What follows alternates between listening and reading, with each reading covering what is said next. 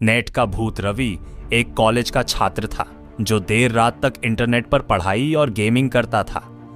उसे हाल ही में एक नई वेबसाइट के बारे में पता चला जिसका नाम था डार्क वेब सोल।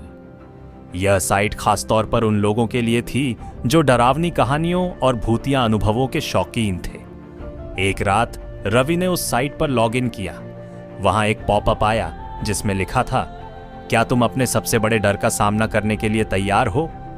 रवि ने इसे मजाक समझकर हां पर क्लिक कर दिया।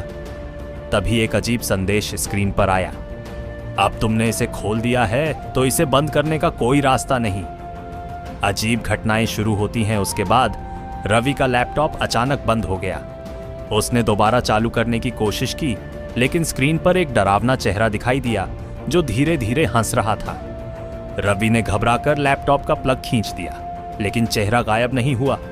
वह सोच ही रहा था कि यह सब कैसे हो रहा है। तभी उसके फोन पर एक अनजान नंबर से कॉल आया।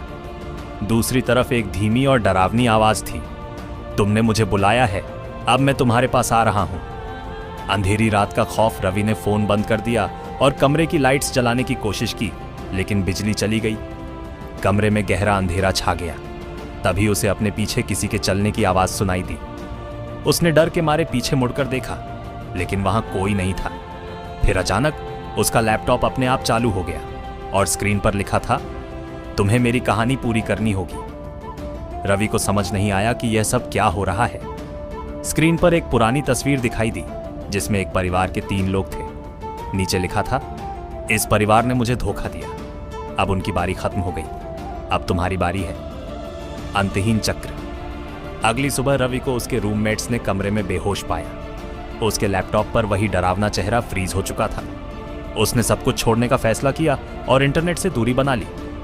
लेकिन जब उसने नए घर में शिफ्ट होकर एक नया लैपटॉप खरीदा तो पहली बार इंटरनेट कनेक्ट करते ही स्क्रीन पर वही संदेश आ गया, तुम मुझसे बच नहीं सकते, अब यह चक्र कभी खत्म नहीं होगा। उस दिन के बाद से रवि को हर स्क्रीन पर वही चेहरा दिखता है। कोई नहीं जानता कि यह वास्तविकता है या उसकी कल्पना, लेकिन वह नेट के इस भूत से कभी मुक्त नहीं हो सका। समाप्त।